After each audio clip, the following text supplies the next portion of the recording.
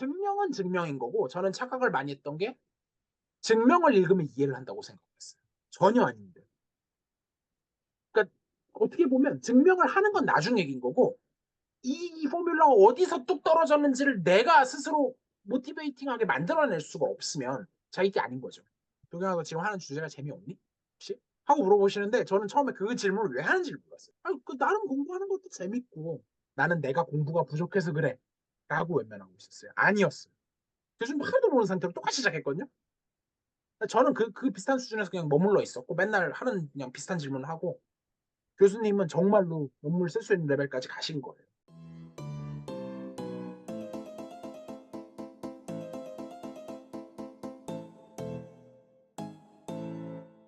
공격적으로 들리실 수도 있는데, 약간 박사라고 하면 연구의 시작을 할 수 있다는 이런 어떤 자격증 같은 거잖아요. 너는 이제 연구를 할 준비가 됐다. 이제 시작이다. 이거잖아요. 제가 이해하기로는 그렇거든요.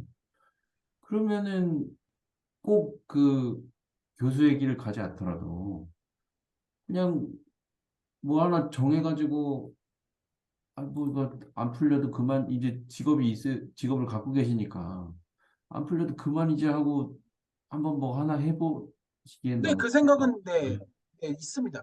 근데 아, 저는 네, 연구는 앞으로도 할 예정인데 다만 이제 그건 있죠. 그러니까 교수님이 많이 하셨던 얘기가 그러니까 연구를 할 수 있을 때 많이 해야 된다. 나중에 가면 시간 없어서 연구를 못 한다는 얘기를 많이 하셨어요. 근데 저는 연구는커녕 연구에 진입도 못 하고 있는 상태였고 나중에 이제 어느 정도 알게 된 뒤에도 사실 그 말을 공감은 못 했는데 제가 이제 회사를 다녀보니까 그 말이 무슨 말인지 이제는 알아요.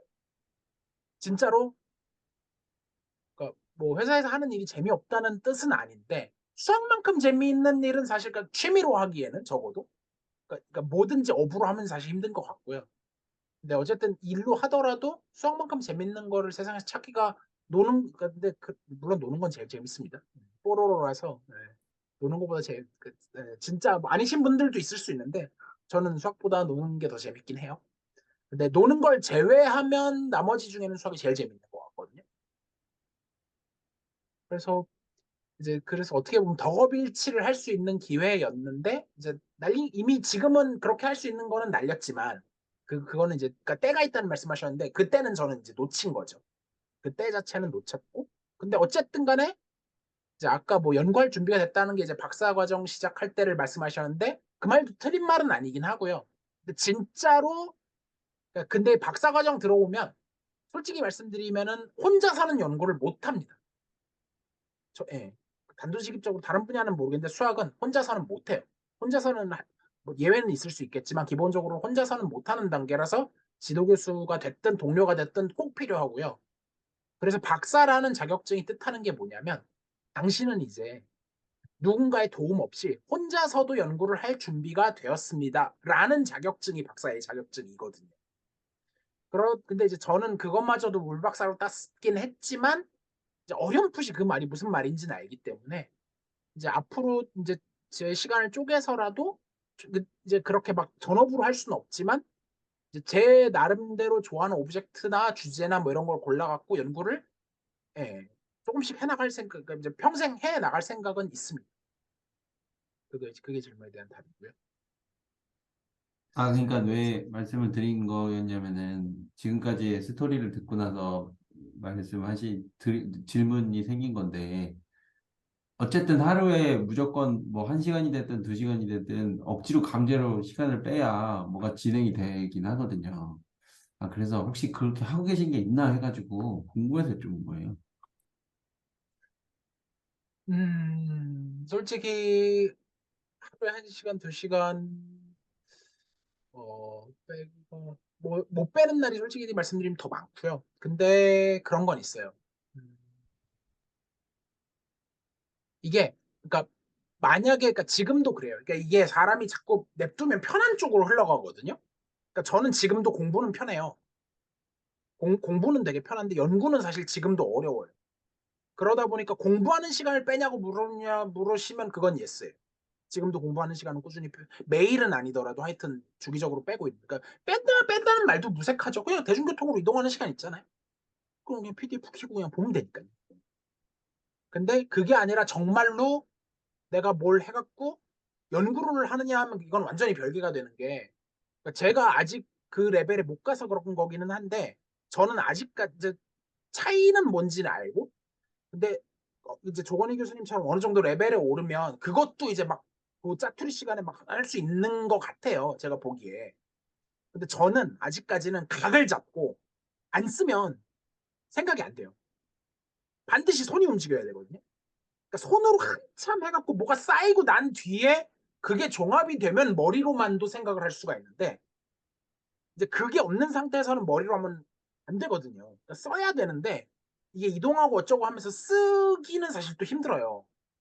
물론 핑계일 수 있습니다만 그러다 보니까 그러니까 정말로 그게 아니라 어디 이동하는 시간은 빼기가 어렵고 그럼 정말로 비어있는 시간에 뭔가 내가 잡고서 계산을 하고 막 이런 시간이 필요한데 근데 또 막상 집에 들어오면 이제 피곤하다는 핑계 뭐 온갖 핑계가 다 붙으면서 잘 안 하게 되는 거죠. 아, 나 오늘 책 읽었으니까 약간 계속 면피를 하고 있는 것 같아요. 근데 어쨌든 네, 좀 더 그래서 이제 조교수님 맨날 하시는 말씀이지만 안 할 수 없는 구조를 만들어라. 예, 예, 되게 옳은 말씀인데 이게 정말 어렵다고 생각하는 게 그러니까 다이어트도 어렵잖아요. 그러니까 예를 입 다이어트는 쉽잖아요. 근데 실제로 하려고 하면 어렵잖아요. 그러니까 구조를 만들어서 안 할 수 없게 그러니까 하면 할 수도 있을 것 같은데 그 안 하게 만드는 것 자체를 하기가 싫은 거예요.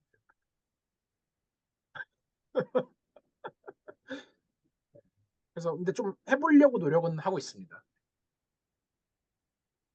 그 김종국 씨 아시죠? 예. 운동하기로 유명하잖아요. 가수 누구요? 김. 아, 네네네네. 예. 김종국 씨도 운동하기 전에 싫대요. 그럴 수 있죠. 맞아요. 그러니까 그래서 예. 수학이 생각보다 재밌어서 막상 하면은 또 하거든요. 예, 예, 시작하기 전에. 예. 예. 예, 그런 점수 시작하기 직전이 제일 쉽고 예. 시작하면은 또 하는데 예. 공원 시작하기가 하시죠, 제일. 공원. 몇 월까지 내가 주제를 정해. 예, 너무 예, 막 나가고가 예. 올해가 가기 전에 주제 정하겠다. 이렇게 막 이런 거 하나 하시죠. 어, 제가 주제라. 글쎄요. 그거는 그러니까 제가 사실은 이제 예를 들면 그러니까 교수님이 예전에 던져주셨던 주제가 이제 총 3개거든요.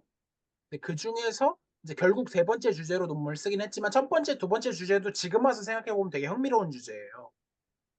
그래갖고 그 중에 하나를 고르는 방법도 있고요.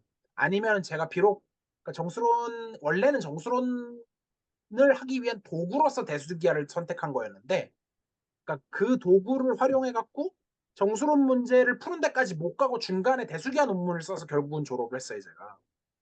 그러다 보니까 이제 그쪽 분야, 근데 이제 정말 딱 그것만큼만 하고 졸업을 한 건데, 이제 조금 그쪽이랑은 거리가 먼데 토릭기아 쪽에 오브젝트가 좀 관심이 있어서 그쪽을 제가 공부는 틈틈이 하고 있거든요. 근데 아직 그쪽을 가지고 이 관심 있는 오브젝트는 생긴 거죠. 근데 그 오브젝트를 갖고 뭘 연구할까를 아직 하는 단계는 아니어서 그걸 제가 좀 찾아보려고는 하고 있고요. 그 정도 상태이긴 합니다. 아, 근데 저는 연구자의 삶을 전혀 모르니까 사실 그냥 막 진짜 초등학생처럼 아무거나 물어보는 건데, 네, 그, 우선 이제 그러니까 전업 연구자가 교수라고 이렇게 쳤을 때, 그렇게 가지 않기로 결정된 상황에는 자기의 어떤 연구의 업적으로서 고려를 그렇게 안 해도 된다고 치면, 그냥 아직 안 나온 거면 땡 아닌가요? 그것만 판단할 수 있으면, 아직 안 나온 거면 땡이라는 게. 그러니까 아직 누가 만들지 그러니까 않은 거면 내가 그냥, 뭔가를 시작하려고 했을 때, 예, 그 정보 이외에 뭐가 필요한 거예요? 뭐 당연히 그걸 하면은 되죠. 근데 그거를 하기가 워낙 어려우니까 그렇죠. 아, 그러니까 그걸 찾는데 시간이 걸려서 지금 찾고 계신 거. 그러니까 찾는 사실 문제는 찾으려고 하면 얼마든지 안 풀린 문제는 뭐 무수히 많으니까요. 찾을 네. 수는 있는데 이제 그거를 잘 찾아야 되거든요. 그러니까 너무 어려워서 못 풀 것 같은 거를 찾아도 잡아도 안 되고. 물론 뭐 안 되는 건 아니죠. 그러니까 저야말로 전업이 아니니까 진짜 한 문제도 못 풀 수도 있는데 근데 그러고 싶진 않아요. 아, 네, 그러고 싶진 않아요. 그거는 악순환의 전철을 밟을 확률이 너무 높아요. 그러니까 아, 저는 연구자로서는 여전히 완전 뉴비거든요. 아, 완전히 뉴비라서 그러니까 작아도 좋으니까 풀릴 만한 걸 잡고 해야 돼요.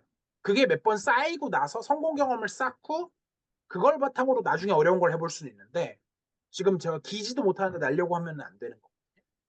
그러니까 일단은 그러니까 안 풀, 그러니까 풀린 걸 하면 안 되고 근데 풀릴 만하면서 쉬워 보이는 걸 찾아야 돼요. 근데 그러니까 이거부터도 쉽지는 않은데 근데 어쨌든 간에 저는 하나를 제대로 제 스스로 해서 풀어보는 게 목표이기는 해요. 근데 이게 제가 쉽다고 표현해서 그렇지 진짜 어렵습니다. 생각보다. 아니, 그러니까, 뭐, 보통 들어보니, 뭐, 2년 걸릴 수도 있고, 그래도 안 될 수도 있고, 거의 그거를, 2년에 되면은 개이득이죠. 그러니까, 네, 알 개이득이죠. 수 없는 거 아니에요, 그냥? 알 수 네, 없어서, 뭐 알 수 없어요. 그냥 랜덤으로 고르는 것보다 낫다는 보장이 없는 거 아니에요? 아니 너무, 그건 아니죠. 그건 아니에요? 아닙니다. 네, 전혀 아니에요. 그러니까 아, 랜덤으로 고르면 평생 죽어도 못 풀어요. 아, 랜덤으로 고르면 무조건 못 풀어요. 아, 네. 그런가요? 이것도 어떻게 보면은 수학과랑 공대의 좀 차이일 것 같은데, 공대에서 연구를 한다? 그리고 논문을 쓴다는 건, 연구는 뭐 그렇다 치고, 논문을 쓴다는 것은 항상 그걸 물어봐요, 리뷰어들이. 네가 한 연구가 어느 분야에 어떤 기여를 했는지를 물어보거든요. 그러니까 독창성도 당연히 가져야 하지만 오리지널리티 플러스 어떤 그 컨트리뷰션을 했느냐를 물어보는데 수학도 비슷한가요? 네, 당연히 비슷하고요. 음, 다만 그건 있죠. 그러니까 정말로 이제 타 분야 사람들까지 봤을 때도 인정할 만한 뭔가 어플리케이션이 있는 경우도 물론 있을 수는 있는데요.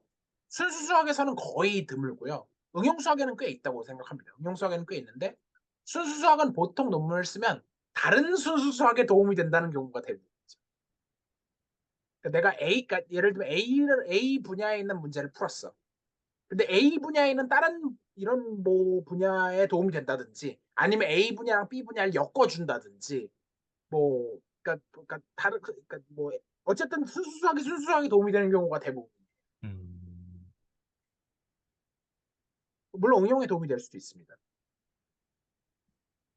그러니까 예를 들자면 좀 네. 치사한 전략일 수는 있을 것 같은데 뭐 어떤 뭐 문제가 하나 풀렸어요. 어떤 뭐 유명한 문제라고 칠게요. 유명한 난제가 하나 풀렸는데 이 난제의 뭐 조건을 조금 뭐 바꿔봤다던가 그런 네. 식으로 해서 문제를 나는 풀어봤어요. 라는 이런 것도 논문이 되는지 그런 게 궁금한 거예요.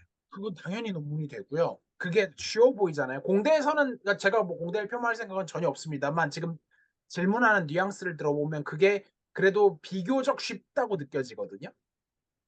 어, 그러니까 사실 남이 뭐 여러 해놓은 건데 가지, 네네네. 그러니까 조건을 바꿔서 하면 약간 비슷하게 해서 실험만 하면 약간 되는? 물론 그게 쉽지 않다는 건 알고 있습니다만. 근데 수학은 조건 하나만 틀어도 세팅이 완전히 바뀌어서 다 처음부터 다시 해야 되는 경우가 대부분. 음, 근데 이제 그거보다 더 치사하게 갈 수는 있어요.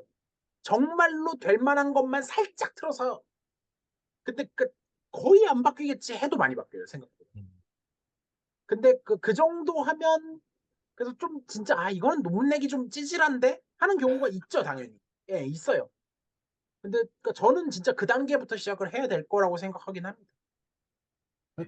그것도 어려워요. 공대에서는 그런 식으로 조건을 바꿔서 만약에 연구를 했다. 그러면은 제 생각에는 거의 리젝이 될 것 같은 게 이 논문이랑 뭐 다를 게 없는데? 그래서 네가 새롭게 한 게 뭐야? 라고 얘기가 나올 것 같아요, 사실. 네네 수학은 안 그렇습니다. 음, 근데 그건 있겠죠.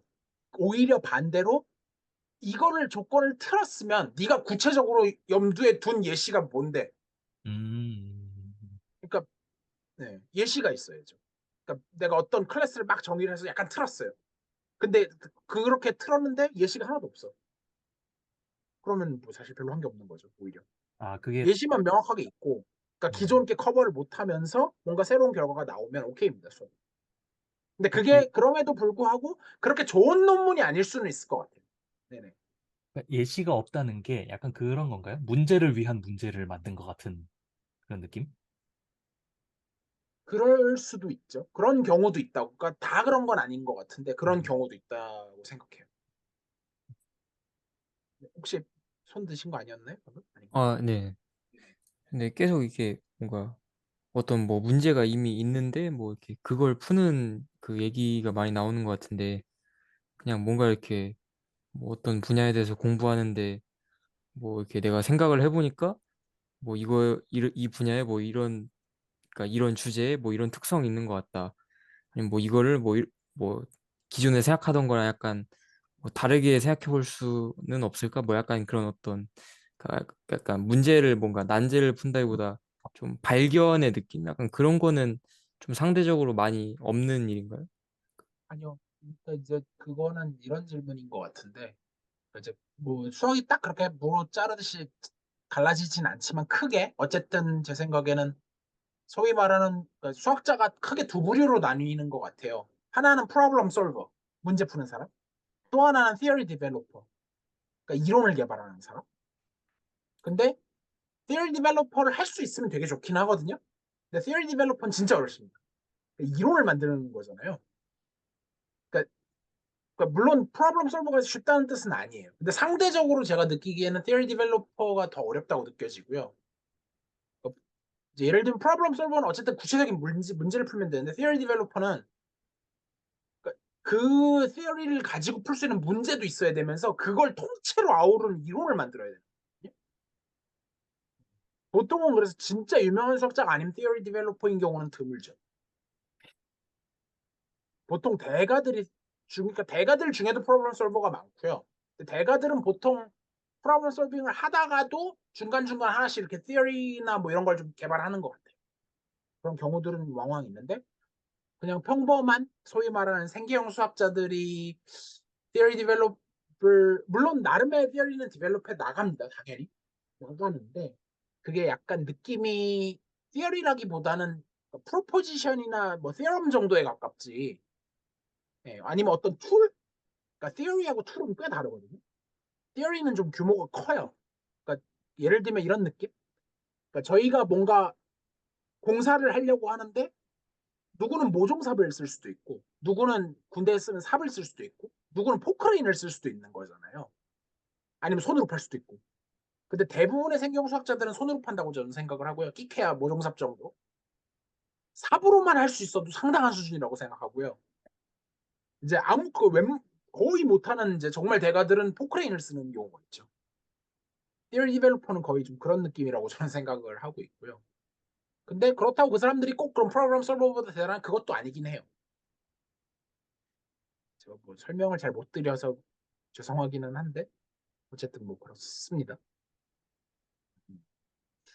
어쨌든 네, 또 너무 길어지니까 어 그래서 제가 이제 그러니까 첫 연구에서 예를 들면 이제 그러니까 제가 좀 뒤에 있는 얘기 좀 먼저 좀 하면 이제 저희 교수님이 많이 하시던 질문 중에 어, What are your favorite mathematical objects? 그러니까 네가 제일 좋아하는 그러니까 mathematical objects라는 말을 안 쓰고 animals 동물이라는 표현을 쓰셨어요. mathematical animals. 그래갖고 그러니까 수학적 동물이 뭐냐? 네가 제일 좋아하는 수학 동물이 뭐냐? 하면 뭐 누군가는 예를 들면 뭐 예를 들면 뭐 근데 사실 그것도 좀 모호한 질문이죠. 뭐 되게 크게 대답하면 뭐 나는 뭐 그룹을 줘 뭐 이럴 수도 있는 건데 그런 류의 질문은 아니고요. 예를 들면은 뭐 나는 뭐 호프 바이브레이션에 관심이 있어. 뭐 아니면은 뭐 그러니까 되게 구체적인 걸 뭔가 얘기하는 거예요. 아니면 뭐 넘버 필드에 관심이 있어. 뭐 그런 식으로 했을 때 그럼 이제 그거에 대한 다 답도 제시를 해야 되고 그럼 그걸 좋아하는 뭔가 이유도 있을 거 아니에요. 그러니까 정말 구체적인 관심이 있는 대상을 가지고 걔를 하나하나 관찰하면서 뭔가 이론을 만들든 뭐 문제를 풀든 뭔가를 해야 되는데 그게 이제 좀 감하고 연결이 되거든요. 내가 그 오브젝트에 대해서는 그래도 뭔가 할 수 있을 만큼 감도 있어야 되고 감 플러스 단순히 감이 아니라 정말 계산할 수 있는 테크닉도 가지고 있어야 되고 그러면서 진짜 궁금해야 돼. 그냥 책에서 읽어서 아는 게 아니라 얘는 너무나 어여쁜 동물이야. 내 얼굴에는 얘가 예를 들면 강아지야. 그러면 이 강아지가 얘가 너무 예쁘니까 얘는 이렇게 보면 어떻게 생겼지? 저렇게 보면 어떻게 생겼지? 하고 이제 얘를 막 이렇게 해야 되는데 책에서 따로 이렇게 놀면 그냥 걔는 그냥 도감에 있는 강아지일 뿐인 거예요. 내 강아지가 아니야. 이러면 사실 연구가 어려운 것 같거든요. 근데 이제 제가 그때는 그런 거를 이제 잘 이해를 못했던 것 같아요. 그래서 예를 들면 저거를 하는데 당장 저게 이제 스타 컨젝처라는 게 어떻게 보면 제가 어디까지 얘기를 해야 되는지 좀 애매한데 하여튼 어떤 알려진 뭐 NRT 클래스 넘버 포뮬러라는 게 있는데 간단히 말하면은 이제 클래스 넘버라고 불리는 어떤 불변량하고 뭐 여러 가지 것들이 이제 그러니까 레지듀는 많이 들어보셨죠? 이제 그 뭐 테일러 전개를 했을 때 이제 뭐 레지듀에 해당하는 그거랑 이제 어떤 식으로 관계가 있는지를 엮어주는 그런 포뮬러인 건데 저는 그 당시 L 펑션에 대해서도 그러니까 뭐 정의는 알지만 뭐 넘버 필드가 있으면은 뭐 이게 뭐 갈로 익스텐션이 뭐 어떻고 뭐 하면은 그러니까 뜻은 다 하나씩 물어보면 알아요. 근데 이게 어떻게 연결이 되는지 이게 어떤 감을 가지고 있는지 하나도 모르는 거죠. 그러니까 질문을 못 던지는 거예요. 그리고 구체적인 거를 했을 때 근데 그게 제가 오해했던 거는 그거를 그냥 그렇게 많이 보다 보면 익혀진다고 생각했는데 그게 아닌 거예요. 그러니까 이미 나와 있는 거를 그러니까 딱 놓으면 도대체 이 공식이 어디서 하늘에서 뚝 떨어질지 싶은 공식이거든요. 그러면 사실은 누군가는 그거를 그러니까 증명은 증명인 거고 저는 착각을 많이 했던 게 증명을 읽으면 이해를 한다고 생각했어요. 전혀 아닌데. 그러니까 어떻게 보면 증명을 하는 건 나중 얘기인 거고 이 포뮬러가 어디서 뚝 떨어졌는지를 내가 스스로 모티베이팅하게 만들어낼 수가 없으면 자기 게 아닌 거죠. 그럼 처음에 왜 그렇지 하고 가장 간단한 example이라도 first non-trivial example이라도 있어야 되는데 그러면 정말 간단한 뭐 q 루트 2에다가 오버 q 루트 2 하나 집어넣는 것만이라도 제가 계산을 해보고 이 경우에는 이렇게 되네. 이건 너무 쉽네. 그럼 좀 더 복잡한 거 해볼까요? 하고 하나씩 하면서 감을 잡고 이게 왜 튀어나왔지? 여기서는 이게 무슨 의미지? 이런 걸 막 했어야 되는데 이런 게 능동성인 건데 그런 걸 안 한 거예요. 책에 써 있고 이거 증명은 이렇게 되고 이런 식으로 공부를 하니까 돌아가질 않는 거예요. 연구가 하나도. 그럼 책을 읽다가 어디가 막혀. 그럼 그러니까 로직만 따라가고 있는 거 한 줄 한 줄. 그러니까 이게 논리 맞추는 것도 재밌거든요, 사실은. 그러니까 이거 퍼즐인 거죠. 그 퍼즐 빠진 푸는 재미에만 빠져가지고, 그러니까 내가 이거 퍼즐을 푸는데 여기서 막혔다. 그러면 뭐 그거는 사실 찾으면 나오거든요. 전반적인 흐름 파악하면. 근데 이제 그런 거를 제가 너무 몰라가지고, 그래서 이제 그런 감이 오질 않으니까 피상적으로 언어만 따라가는.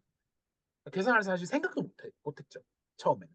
근데 교수님이 이제 나중에는 그러지 말고 계산을 해보는 얘기도 하셨어요. 근데 계산을 막상 해보자. 그럼 계산도 막혀요. 사실은. 계산도 막히고. 그리고 약간 어느 정도 이제 흥미를 잃어버린 뒤다 보니까 잘 안 돼.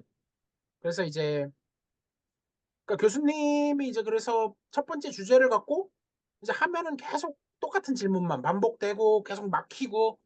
그럼 이제 교수님이 중간중간 아이디어를 던져주신단 말이에요. 그러니까 뭐, 그러니까 이렇게 해보면 어떠냐, 저렇게 해보면 어떠냐. 저는 오해했던 게 교수님은 다 알고 교수님 뭔가 알려주시는 걸 제가 한다고 생각했어요. 근데 네. 그러니까 약간 나 질문 만들듯이 너도 만들어 보면 어떠냐 이런 식인 거죠. 어, 그런 의미랑은 조금 다르고, 그러니까 예를 들면은 그때는 사실은 좀 풀고 싶은 문제 자체는 확실히, 그러니까 제가 정한 문제가 아니어서 그렇지 교수님이 문제까지 정해주시긴 했었어요 처음에는. 이 문제를 풀어봐라 그냥. 그러니까 이게 이 케이스에는 알려져 있는데 조금만 조건을 틀어도 이 경우에 안 알려져 있다. 그럼 이 경우를 해결하려고 해보면 어떠냐. 근데 그걸 내가 바로 할 수는 없으니 원래 기존에 돼 있는 케이스가 어떻게 되겠는지는 먼저 공부는 해야 되잖아요. 그럼 그 공부를 하는 와중에 전 로직에만 집착을 했던 거죠. 그럼 그걸 이제 막 하고 그럼 여기다 일단 이해를 했어요. 그것도 한참 걸리지만 그래서 뭐 몇 달 해갖고 이해를 했어. 그럼 다음으로 가서 그러면은 이제 그럼 거기 적용할 수 있는 테크닉도 있고 못 적용하는 테크닉도 있는데 그러면은 못 적용하는 테크닉을 그럼 이걸 어떻게 풀 거냐에 대한 계획은 제가 짜야 되는 거잖아요. 근데 교수님이 그러니까 제가 뭐 이렇게 교수님이 이제 아이디어를 제시하신 거 이거 이렇게 하면 극복할 수 있지 않을까? 저렇게 하면 극복할 수 있지 아이디어를 주시는데 제가 막 해봐요. 그러면 안 되는 이유는 또 기가 막히게 찾아. 이렇게 해봤더니 요렇게 아이디어를 제시하는데 요거는 이렇게 해보니까 이렇게 안 되고요. 저거는 이렇게 하니까 이렇게 안 되고요. 해하고 가져가면 교수님도 그러니까 본인도 모르시는 거죠. 그러니까 본인도 자기 문제가 아니니까 그러니까 조언해 줄 정도는 되지만 그 수많은 아이디어 중에서 뚫리는 거는 그 운도 있어요. 운도 있고 이제 생각을 많이 하는 것도 있는데 그걸 자기가 다 트라이얼 앤 에러를 하고 안 됐으면 이게 왜 안 됐지 하고 더 새로운 아이디어를 계속 내야 되는데 거기만 의지하는 거죠. 그러니까 제 연구가 아니죠. 이제 교수님이 그래서 이제 그 교수님 입장에서는 그러니까 저는 제가 뭘 잘못하고 있는지도 몰랐어요. 근데 교수님은 이해가 안 되시는 거죠. 얘가 왜 연구를 안 하지? 이렇게 되시는 거고. 이제 교수님이 저한테 물어보시죠. 그럼 교수님이 결국 도경아 너 지금 하는 주제가 재미없니? 혹시? 하고 물어보시는데 저는 처음에 그 질문을 왜 하는지를 몰랐어요. 진짜. 그 나름 공부하는 것도 재밌고 근데 새로운 질문이 나오질 않는 거예요. 나한테 내면에서 나와야 되는. 그러다 보니까 주제를 그러면 그러니까 네가 좋아하는 걸 잡아봐. 하는데 또 못 잡겠는 겁니다. 내가 뭘 잡아야 될지 모르겠는 거예요. 네. 그 혹시 이런 책도 있고 슬라이드도 있는데 내가 대학원에 들어갔을 때 알았으면 좋았을 것들이라는 네네. 제목 혹시 아시죠? 네, 그거. 그럼요. 알죠. 거기에도 굉장히 구구절절 나와 있는 내용들이잖아요. 그러니까 네. 소위 그 좋은 케이스의 그러니까 좋은 학생의 전형적인 케이스, 그다음 안 좋은 학생의 전형적인 케이스 딱 나누는 게 네네네. 안 좋은 학생은 교수가 시키면은 그거 하고 네, 딱 그것만 하죠. 안 되면 안 되는데요. 손 놓고 그다음에 그래 그게 그럼 전 이거 해봐. 네 알겠습니다. 그거 해보고 또 안 되는데요. 손 놓고. 근데 잘 되는 학생은 교수님 이렇게 해봤는데 안 되는데 이래해서 안 되는 것 같고요. 다음번에는 한번 이렇게 해보려고 합니다. 라는 딱 자기만의 전략이랄까? 그런 게 네. 있는 학생들을 좋아하잖아요, 교수님들이.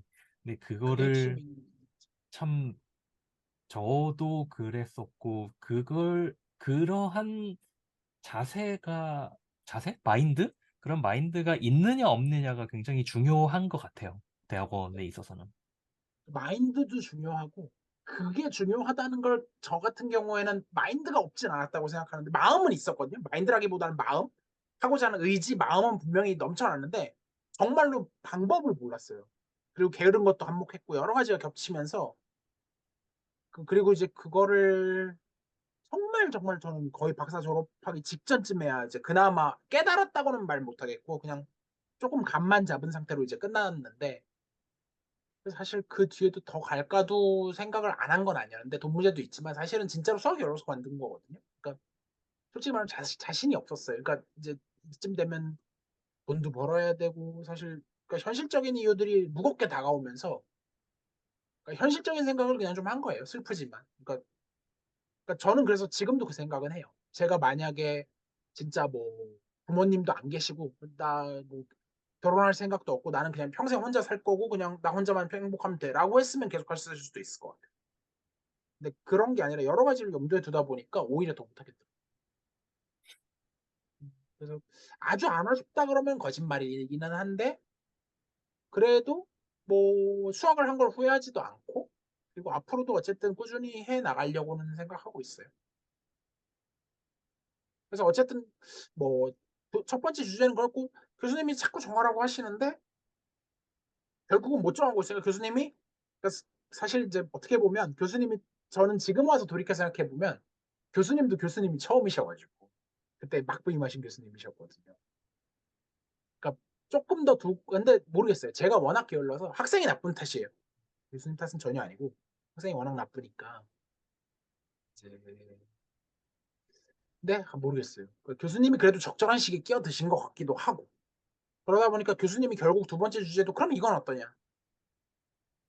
예, 예. 그러니까 첫 번째 주제는 사실은 교수님도 관심은 있으신 분야지만 본인이 전문가인 분야는 아니셨어요. 네가 이걸 해보면 어떠냐 정도의 느낌. 그러니까 본인도 마음만 먹으면 할 수는 있는데 하나하나 디테일은 잘 모르시는. 근데 두 번째 주제는 정말 본인이 빠삭하게 아시는 분야였거든요. 여차하면 이거는 그냥 교수님 그냥 대신 써주실 수도 있는 정도에. 그럼 내가 좀 더 잘 도와줄 수 있지 않을까? 하고 그걸 해주셨는데 똑같은 일이 똑같이 벌어졌죠. 저는 여전히 뭐가 문제인지 몰랐고요.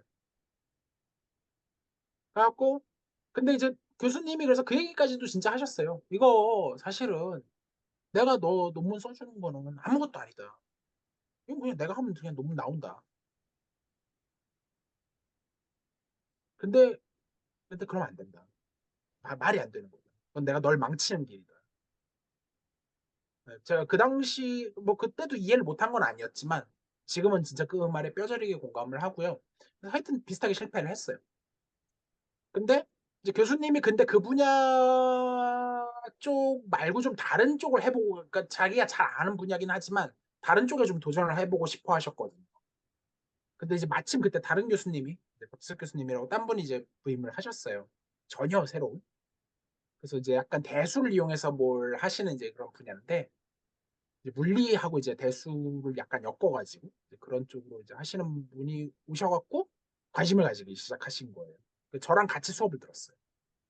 교수님도 이제 나랑 같이 수업 들으면 어떠냐 해갖고 이제 수업부터 듣기 시작을 했는데, 저도 교수님도 아무것도 모르고 저도 아무것도 몰라요. 근데 좀 신기했던 게 저는 이제 들으면 그냥 저기가 저렇고 그냥 그렇구나 하고 마는데 교수님은 진짜 질문 많이 하셨거든요. 질문 진짜 많이 하세요.